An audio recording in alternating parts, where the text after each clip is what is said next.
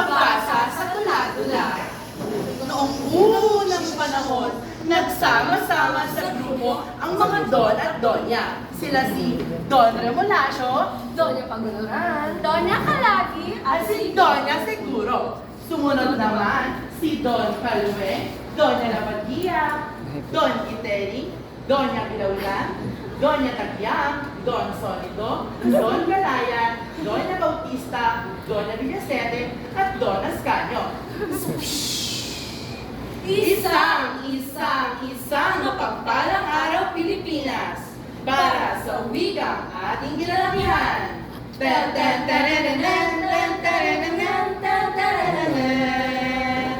Pamelawan, igalawang katawan, Pamela, ikembot ng ganito.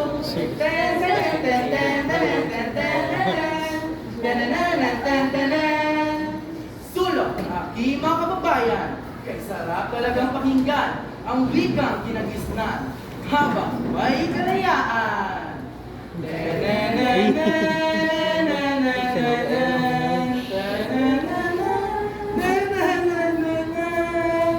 Sa isang bayan ng mabading, sa isang pook, wikang Pilipino'y nagbukas ng panibagong simula. Nang magkaisa, magtulungan ang buong makamasa, Bumangon sa dilim at lumaban sa hirap na dinadama. Dun dun dun dun, dun dun dun dun. Huy, laro, bato, pik. sige ba, matalo ka nilibre ha? Pa, talo ka. Maglilibre ka ng merienda. Ano ba yung masarap na kakanin? Ayun, si Nena, nagbebenta. Si Nena ay tindera. Nagbebenta ng siomay, siopaw, suman, bong! Dayuhan! Ah! Sa panahon ng mga dayuhan, bong! Nawala ang ating tinig, nawala ang ating sining. Ngunit sa pagdating ng wikang sariling atin, nagising ang damdamin, pinatay ng madilim, nadaloy ng Ang wika'y naging sandata, laban sa pangapit kalupitan. washing! Dun! Bakit may nagnakaw ng pagkain? Dapat sa'yo'y kisilin. Huwag mo! Gutom na ko talaga ang aking pamilya, kaya ako nagnakaw. Paumanhin, ngunit kailangan ko itong gawin. Ina! Ang aking ina'y patay na! Pagbabayarin mo lahat ng ito! Bang! Washiw!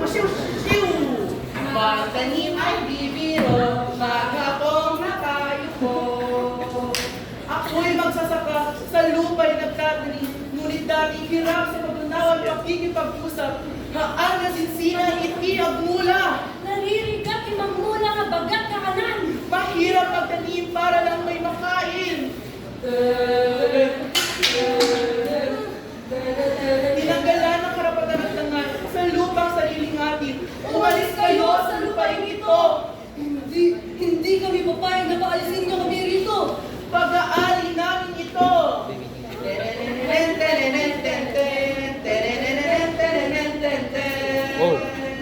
Sa bayan ng Makeke, narito si Bagang at Ashley. Kanilang tandem, libag!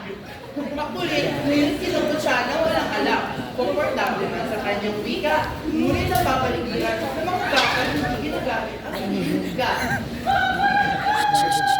Rise and shine, Philippines! Magandang araw! Nice ko nang maglaro! Maaari na ba tayong maglaro? Pilitin mo na mag-Ingles. Like that! Ito lang kaya bagong kurso ngayon. Kapag kanina pa, dapat marunong ka mag-Ingles. So dapat you Kung kinuha natin si Daniela. should know that too. La, uwi na ng bahay. Lola! Nasaan ako? Ako! Narinig ko ang pangungutya sa inyo. Kaya kayo doon ginaganin ang uwikan niyo. Ako'y Nalulungkot, nagayabot, nagmumukmok. nagagalit at naiinis. Pilipino pa naman sila, ngunit nasaan ang respeto. Naaalala niyo pa. Ako ang nagturo sa inyo kung bakit nakikang patuloy. Balikan natin ang nakaraan. Maaari ba tayo Ay, mali. bumalik sa umpisa?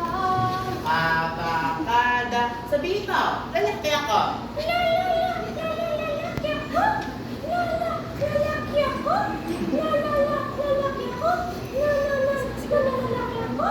O ito, parang mali naman yan. Uli. Ay, naalala ko na naman ang mga panahon na kinagpipiliwan pa ang paggamit ng wikang Pilipino. Dapat bang ipagwalang bahala ang isinulong ni Rizal ang filibusterismo ko? Nagbigay kalayaan yan, nalagaan niya yan. Ang pagsasakripisyo ni Bonifacio, ang mga nagtiis na tiniis, nasaan na? Ilabas ang sedula! Punitin ang sedula! Bush! Tara ng kanta na Pilipinas, ipakita na ang galing ng Pilipino. Ako'y, normal na tao lang. Misteryoso ang peg. Si Kyle. Kyle sa umaga at Carlos Yulo ang pangarap. Kahit naman sa gabi. Michelle Marquez D ang atake. Salamat po! Mula kay Quezon hanggang ngayon, patuloy na malaya. Ang wikang Pilipino'y buhay sa ating kasaysayan, nagbibigay liwanag patungo sa tagumpay. Filipino, Awat tukag kita